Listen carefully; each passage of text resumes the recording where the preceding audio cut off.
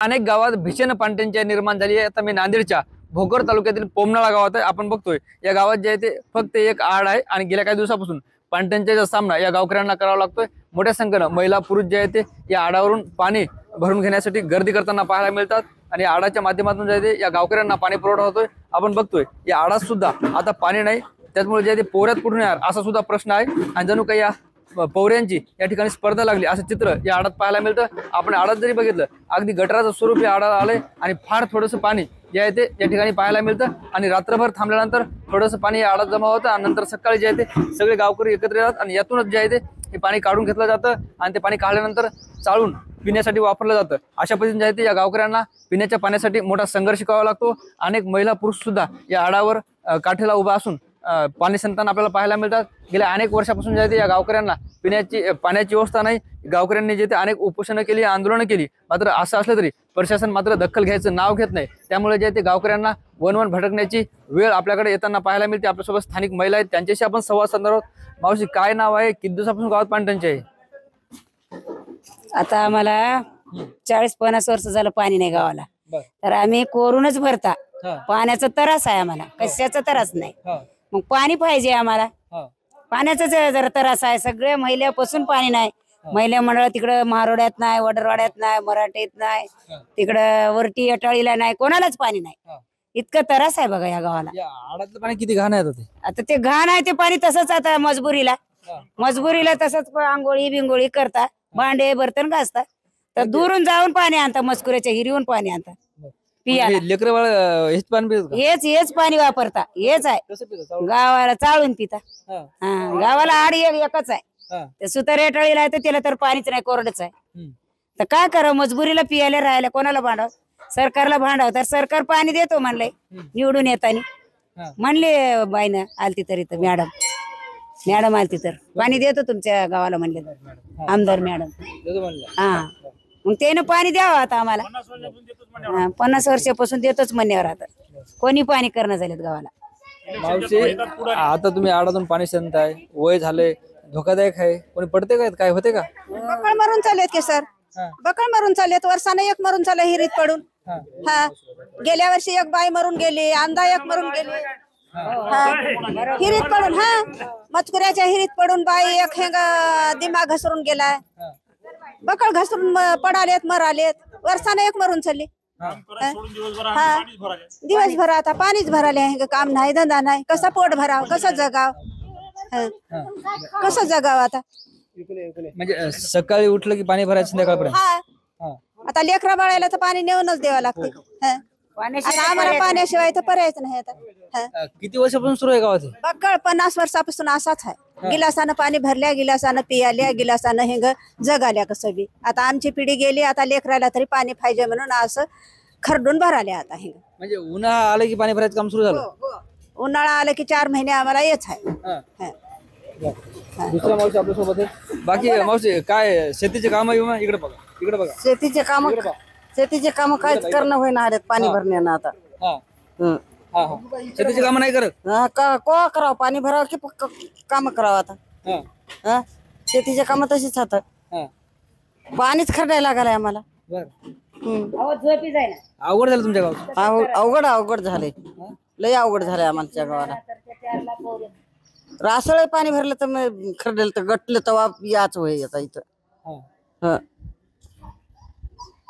मग आता काय मार्ग निघाला पाहिजे का नाही याच्यावर? काय मार्ग निघाला पाहिजे का नाही? निघेल पाहिजे की काय झालं पाहिजे? आम्हाला का पाणी पाहिजे, ते पाण्याची सोय करून द्यावं आम्हाला।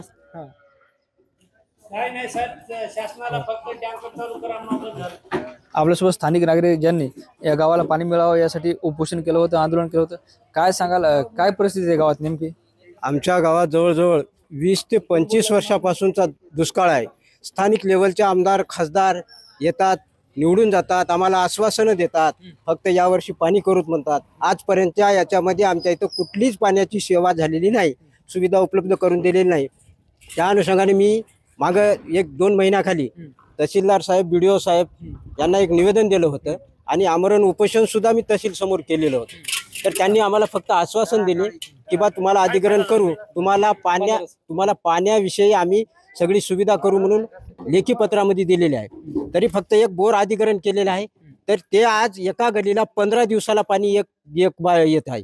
तरी त्याच्यासाठी आम्हाला आजपर्यंत एवढा दुष्काळ आमच्या गावात असून सुद्धा स्थानिक लेवलचे आमदारचा आम्हाला विचारले नाहीत, खासदार विचारले नाहीत बा तुमच्या गावात काय समस्या आहेत म्हणून. आजपर्यंत आम्हाला कोणीही विचारले नाही. तुम्ही भेटलं पाहिजे जाऊन आमदाराला. आमच्या गावात भेटलोच नाही, भेटून आलोत आम्ही, भेटून आलोत, सांगितलं सुद्धा यांना असे त्यांना का माहित नाही का 25 वर्षापासूनचा दुष्काळ आहे, त्यांना माहित नाही का, नवीन आहेत का त्यांनी.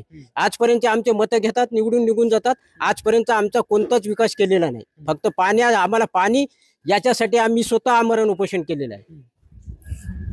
तहसीलदार काय म्हणले? तहसीलदार साहेबांनी लेखी दिलेत ना आम्हाला, लेखी नेऊन दाखवत असते एकदा. लेखी भेटलोच ना आम्ही. टँकर सुविधा करूत म्हणजे टँकरची मागणी केली आम्ही, टँकर देऊत म्हणजे आजपर्यंत आमच्या इथे टँकर झालेले नाही, मंजुरी आलेली नाही ना, टँकर सुविधा दिलेली नाही. आता काय पुन्हा एखादं आंदोलन करणार आहेत का? नाही, आता आत्मदहनाचा इशारा देणार आहोत. आता आत्मदहनाचा इशारा देणार आहोत. 4-5 दिवसामध्ये समजा पाण्याची सोय झाली तर ठीक आहे, नाही तर मी आत्मदहन करणार म्हणून मी एक निवेदन देणार आहोत. पडले कोणी मेले तर काय आपल्यासोबत दुसरे स्थानिक नाही. काय सांगाल, गावकऱ्यांची एवढी पायपीट होती, यांनी उपोषण केलं, महिला सुद्धा आडावर जे आहे ते पाणी भरताना पाहायला मिळतात, काय मागणी? सर, आज 40-50 वर्षापासून आमच्या गावामध्ये पाण्याची गंभीर समस्या आहे आणि आमचे स्थानिक गावातले नेते मंडळी वारंवार त्याला पत्र देऊन कळवले पाणी नाही म्हणून, तरी पण त्याचा काही उपयोग झालेला नाही.